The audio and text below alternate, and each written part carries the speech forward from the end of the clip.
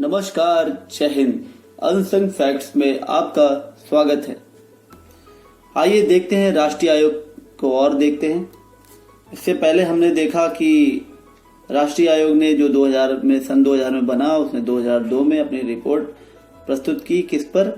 1947 से सन 2000 तक इन 50 सालों में क्या क्या हुआ, देश के अंदर क्या कमियां रही, क्या संभावनाएं हैं, क्या अच्छाई हम उसमें ला सकते हैं और क्या असफलताएं रही, इन सब के बारे में हमने देखा। तो हमने पिछली बार देखा था असफलताएं, तो थोड़ा उसमें आगे देखते हैं। फिर हम देखेंगे कि आयोग की चिंता के विषय क्या थे आयोग के हिसाब से, कि देश में ऐसा हुआ, इस वजह से अब ये चिंता के विषय बन के तैयार हो गए हैं। इसके आगे हमारी नींव ही गलत तरीके से तैयार हुई थी, तो आगे की चीज तो खराब होनी ही थी। तो उस पर हम देख लेते हैं। न्याय प्रणाली व असफलताएं छूट गई थी इसके पहले वाले पार्ट में, इसको थोड़ा देख लेते हैं, थोड़ा सही है। न्याय प्रणाली समाज की अपेक्षाओं को पूरा करने में सफल नहीं रही है। इससे हम अनभिज्ञ नहीं है। न्याय प्रणाली सही में बहुत ही महंगी है। अगर आपको बोलते हैं ना, डॉक्टर और वकील से मिलने से भी एक आम आदमी डरता है, तो हमें जो त्वरित न्याय भी नहीं मिलता। पेंडिंग केसेस पड़े हुए हैं नीचे। जो हमारी सिटी वाली अदालतें होती हैं, सेशन कोर्ट जिसे बोलते हैं, उनमें 3 करोड़ केसेस पेंडिंग पड़े हुए हैं। तो आप सोच सकते हैं कि आपका नंबर कब आएगा। अगर आप फंसते हैं किसी चीज में, तो आप 3 करोड़ के बाद में ही अपना नंबर समझिए, और आपका केस कब तक सुलझता है वो उस पर डिपेंड करता है। तो न्याय प्रणाली समाज की अपेक्षाओं को पूरा करने में सफल नहीं रही है। इसका धीमापन एवं खर्चीली प्रक्रिया से रोष उत्पन्न होता है। वही है, एक आप विकास दुबे का भी उदाहरण ले ही सकते हैं। बहुत ही अच्छा उदाहरण है। उसके पास 60 वो इतना बड़ा वो था, गैंगस्टर था, और 60 मुकदमों में बाहर जमानत में घूम रहा था। तो उसे जमानत कैसे मिल जाती है, उस पर इतनी त्वरित कार्रवाई कैसे हो जाती थी? तो कहीं ना कहीं कुछ कमी है, तो वो देखना होगा। लोग न्याय के लिए न्यायतर तरीकों को अपनाने के लिए विवश हैं, दूसरे तरीके अपना रहे हैं। अब उन्हें न्याय चाहिए, 2 चीज हैं, या तो वो संतुष्ट हो जाए, संतुष्ट मतलब उसी में काम चला ले, क्योंकि अब वो गरीब है तो वो दरोगा के पास जाएगा और सोचेगा कि दरोगा साहब जी लेन देन ले दे के कुछ कर दे, लेकिन वो उस चीज में पूरे उसका मानसिक वो नहीं है, मानसिक रूप से संतुष्ट नहीं है कि उसके साथ किसी ने गलत किया, और वो चाहता है कि मेरे पास ऐसी संस्था है, कोर्ट है ना, कोर्ट है, वो उसको पनिश करे, उसने मुझे परेशान किया है। लेकिन वो नहीं कर पाता क्योंकि वो गरीब है। उसके अगर पास पैसे होते तो वो अच्छे वकील कर सकता था, नहीं कर सकता, और कर भी लेता है तो वो बर्बाद होने की कगार पर आया था। और न्याय व्यवस्था बहुत धीमी है, तो लोग दूसरे ऑप्शन चूज करते हैं। दीवानी और फौजदारी मामलों की सुनवाई में काफी विलंब होता है। इस प्रकार सफलताओं से ज्यादा असफलताएं ही दिखती हैं इन 50 सालों में। आप देखिए, न्यू ऐसी थी, मोदी जी ऐसे तो ना 6 साल में चेंज करके रख देंगे देश को।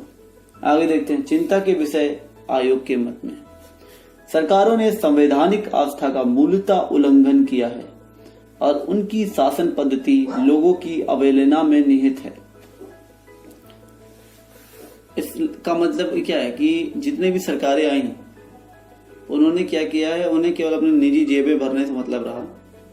उन्हें नहीं मतलब था कि देश के लोग उन रोडों पे चल रहे हैं, उन रोड पे गिर रहे हैं, उनकी मृत्यु हो रही है ना। गड्ढे वाली रोडों से कितने रोड एक्सीडेंट से लोग मर रहे हैं, तो उसका जिम्मेदार कौन है? केस किस पे लड़ाया जाए? ये तो एक तरह का मर्डर ही हुआ।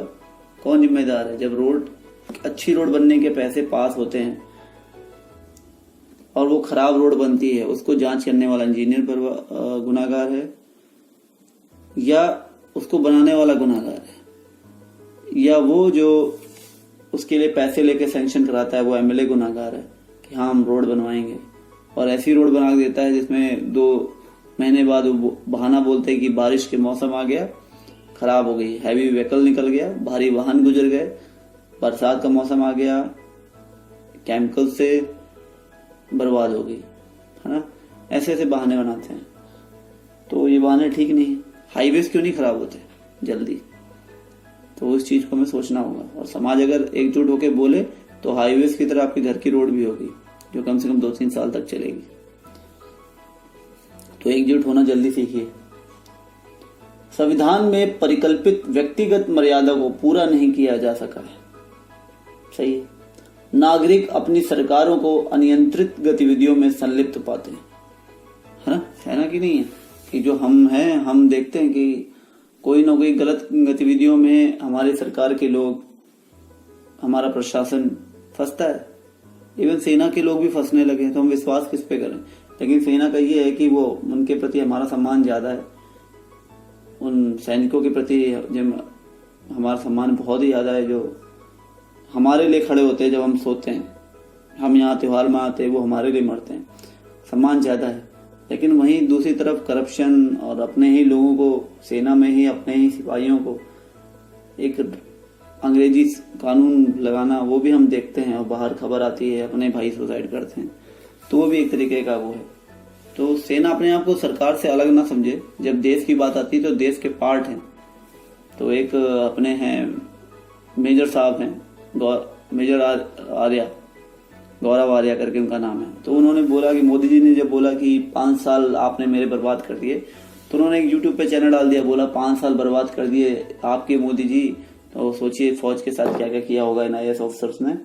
तो उन्होंने IAS ऑफिसर्स का ले लिया, जबकि मोदी जी का मतलब था सारे ऑफिसर, तो ऑफिसर इंक्लूडिंग डिफेंस ऑफिसर। अगर आप अपनी जो भी दिया हुआ काम है किसी भी विभाग का है, आप अपने लोगों का वेलफेयर ही देखना अगर आपका काम है, अगर वो भी आप ढंग से नहीं करते, सैनिक का मनोबल नहीं सही रख पाते, जो सुविधाएं हैं अगर उसमें करप्शन होता है, अगर आप पकड़े जा रहे हो, तो एक तरीके से आप भी उन्हीं अफसरों में सम्मिलित हो जो मोदी जी ने बोला कि आपने मेरे 5 साल बर्बाद कर दिए। उसको आपको ऐसा नहीं बोलना चाहिए कि केवल IAS अफसर का आपने टैग दे दिया, ऐसा नहीं। सब सम्मिलित है, हर वो गलत आदमी सम्मिलित है उस लाइन के लिए। समाज वर्तमान गतिविधियों के अनुरूप चलने में असमर्थ है ना, हम झेल रहे हैं। सबसे ज्यादा चिंता का विषय भारत की वर्तमान प्रकृति और वैज्ञानिक एवं प्रौद्योगिकी विकासों की गति द्वारा लाए गए परिवर्तनों के आलोक में बड़ी सार्वभौमिक शक्तियों का आकलन करने में इसकी अक्षमता है। हमने कुछ भी ऐसे खोदा, कुछ भी बनाया, कुछ भी मन किया तो अरे ये खादान दिख गई, इसको काटो, पेड़ काटो। आज ग्लोबल वार्मिंग, पेड़ की कमी, उसमें रहने वाले जीव जंतु प्रजाति वो हमने खोए।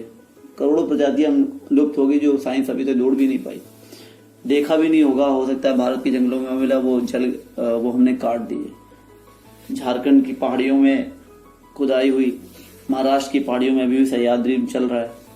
तो केवल हमारी ऊर्जा की जो चाह है उसके लिए, लोहे के लिए, जो हमारी दैनिक जीवन की चीजें हैं उनको बनाने के लिए ही हम जमीन को खोदते जा रहे हैं।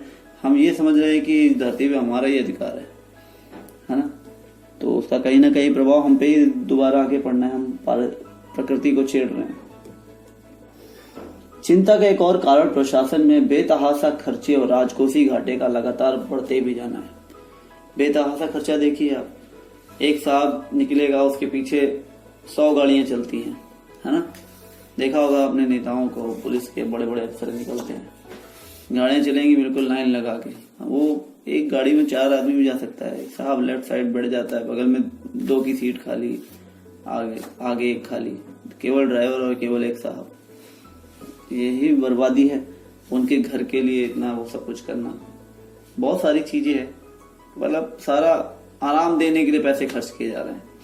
हेलीकॉप्टर, फोन की व्यवस्था, गाड़ियां, फ्यूल, सब कहाँ से आएगा, है ना। तो ये सब चीजें हैं, बेतहाशा खर्चे किए जा रहे हैं प्रशासन पे, उससे राजकोषीय घाटे पे असर पड़ता है। और राजकोष कहाँ से आया, हमसे, हमारे कर से आया। 1947 में राजस्व बजट में जहां 2 करोड़ का घाटा था, तो 1997 से 98 में ये बढ़कर 88,937 करोड़ हो गया, तथा वर्ष 2002 में ये 1,60,000 करोड़ हो गया। GDP का 4.8% घाटा है। और क्यों? केवल इस वजह क्योंकि हमारे खर्चे नहीं संभल रहे। चिंताजनक स्तर पे पहुंच चुका है। उस समय पहुंच गया था, 2002 की रिपोर्ट है, अभी तो और क्या हाल होगा 2020 में।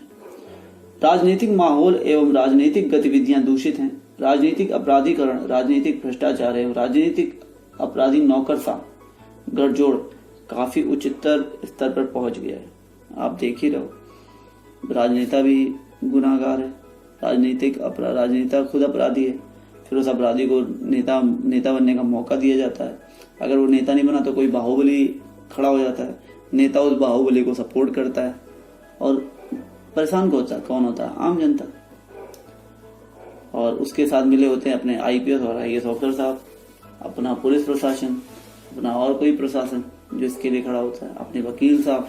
तभी तो ये ऐसे जा रहा है, कोई ना कोई तो इसको सपोर्ट करता है। तो जो जमानत देता है वो वकील, वो केस ही क्यों लेता है ऐसे लोगों की जब उसको पता है तो वो है ना। राष्ट्रीय सुरक्षा एवं राष्ट्रीय अखंडता को उतना महत्व नहीं दिया जाता, किसी को मतलब नहीं है। हम ये कर देंगे, हम पाकिस्तान पर चढ़ जाओ, ये कर दो, वो कर दो, 15 अगस्त के दिन देशभक्ति गाने गा दो, उसके बाद देश का ही अपमान करो, किसी को कोई मतलब नहीं। सामाजिक असंतोष कम करने के प्रयास अनुपस्थित हैं। इस चीज को कम करने के भी प्रयास नहीं किए सरकार ने। प्राकृतिक आपदा प्रबंधन के संबंध में ना सही जागरूकता पहुंचाई गई, आम आदमी तक कोई सही जागरूकता नहीं। हाँ भाई, बाढ़ आ गई तो हमें कैसे बचना है, हमें कैसे क्या करना है, अगर तूफान आ गया तो हमें क्या क्या करना है, कहाँ कांटेक्ट करना है, कैसे कैसे लोगों को बचाना है, शेल्टर्स होम कहाँ है या कहाँ शेल्टर लेना है, ये सब नहीं पता। आगामी काम प्रशासन के जो अनुमानित होते हैं पूरी तरह विफल है। जो प्रशासन आगामी काम सोचता है ना कि हाँ इस रोड में, आप एग्जाम्पल ले लो, ऐसे एक रोड बनाई तो अपने आपने देखा होगा कि रोड खोदी जाती है।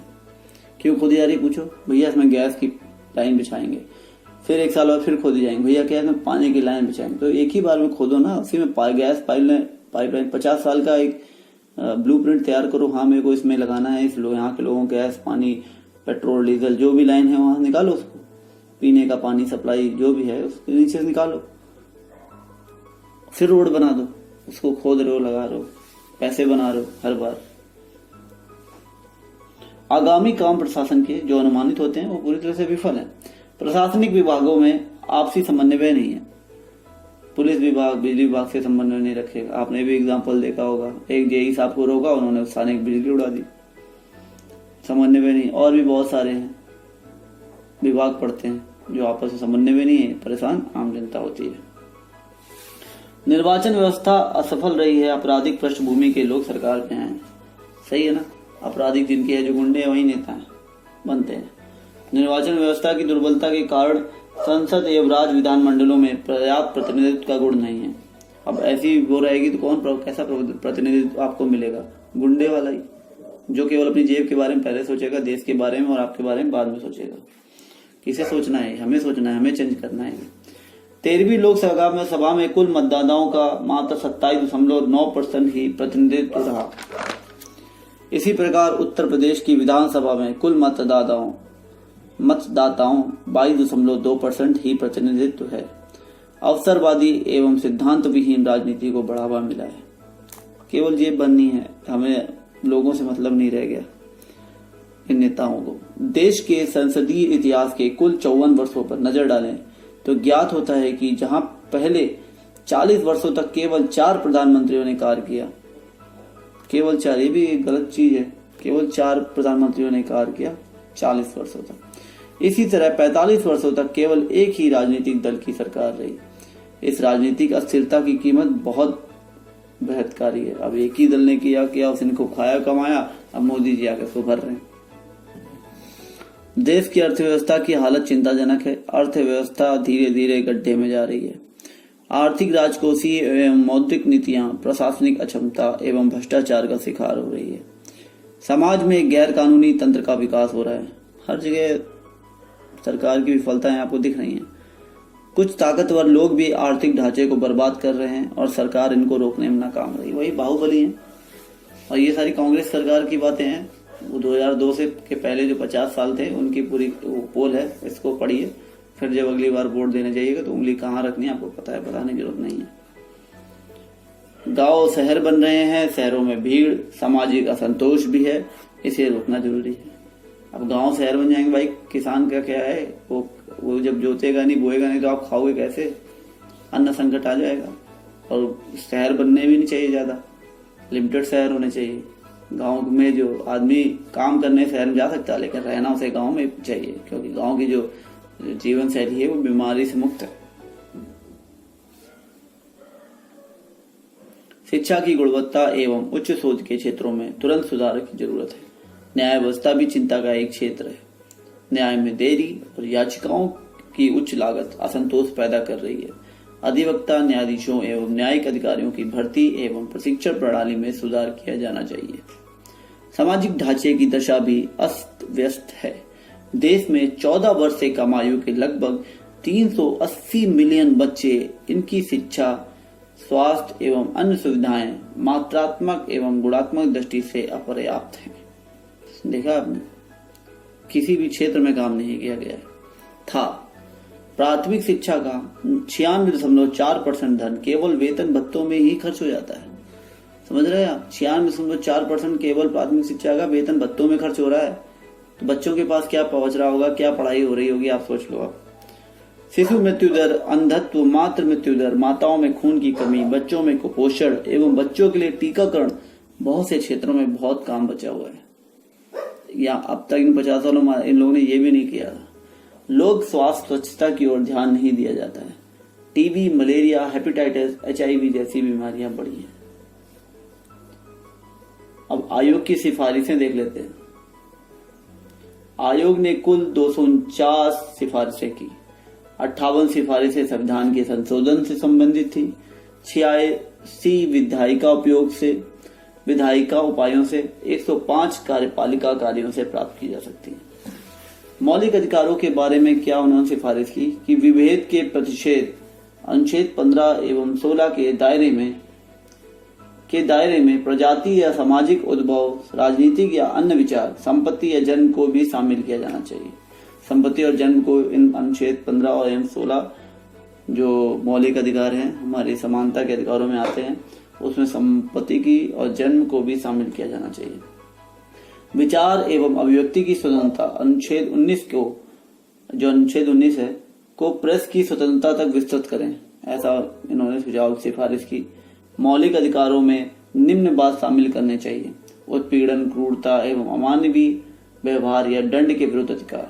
मौलिक अधिकार छीनने, असंवैधानिक तरीके से अगर कोई आपका मौलिक अधिकार छीन रहा है तो उस व्यक्ति को क्षतिपूर्ति का अधिकार, देश छोड़ने व वापस आने का अधिकार, वर्ष में कम से कम ग्रामीणों को 80 दिन रोजगार का अधिकार मिलना चाहिए, त्वरित न्याय का अधिकार, बच्चों की देखभाल, सहायता एवं संरक्षण का अधिकार, शुद्ध पेयजल, प्रदूषण रहित वातावरण, संपत्ति के अधिकार, ये सब मौलिक अधिकारों में मिलाना चाहिए। अब नीति निर्देशक तत्वों के बारे में क्या सिफारिशें थी इस आयोग की? भाग 4 में संशोधन करके उसे राजनीति एवं कार्य के निर्देशक तत्व नाम दिया जाना चाहिए। जनसंख्या नियंत्रण का नया जुड़ना चाहिए। 5 वर्ष में एक स्वतंत्र राष्ट्रीय शिक्षा आयोग गठित होना चाहिए। सामाजिक सौहार्द एवं सामाजिक दृढ़ता के लिए एक अंतर आस्था आयोग का गठन करना चाहिए। 5 वर्षों में एक बार रोजगार के अवसरों के लिए आयोग गठन करना चाहिए। ठीक, और भी ऐसा बहुत कुछ इसमें किया गया। अब और देखते हैं और किस किस विभाग चीजों के बारे में सिफारिश की उन्होंने। मौलिक कर्तव्यों के बारे में की, संसद एवं राज्य विधान मंडलों के बारे में की, कार्यपालिका एवं प्रशासन के बारे में की, क्या क्या उसमें काम कर सकते हैं, केंद्र, राज्य एवं अंतर्राज्यीय संबंधों के बारे में सिफारिशें की, सामाजिक आर्थिक परिवर्तनों एवं विकास की गति के बारे में सिफारिशें की, विकेंद्रीकरण मतलब पंचायत और नगर पालिकाओं को भी मजबूत बनाना, इस पे भी सिफारिशें की। उत्तर पूर्वी भारत में संस्थानों के बारे में सिफारिश की, वहां पे भी होना चाहिए, उनको भी पढ़ने का अधिकार है। निर्वाचन प्रक्रिया के बारे में सिफारिश की, उसको सही करो, आपराधिक तत्व नहीं जाने चाहिए। राजनीतिक दलों के बारे में सिफारिश की कि भैया ये पैसा कहाँ से आ रहा है चुनाव कराने के लिए, जो चुनाव का पैसा आ रहा है किसी बिजनेसमैन से ले रहे हैं तो उसका लेखा जोखा कहाँ है, वो कहाँ से इनको दे रहा है। परिवर्तन विरोधी कानून के बारे में भी सिफारिश की। तो राष्ट्रीय आयोग में बस इतना ही। नमस्कार, जय हिंद। अच्छा लगा हो तो प्लीज लाइक एंड शेयर जरूर करें।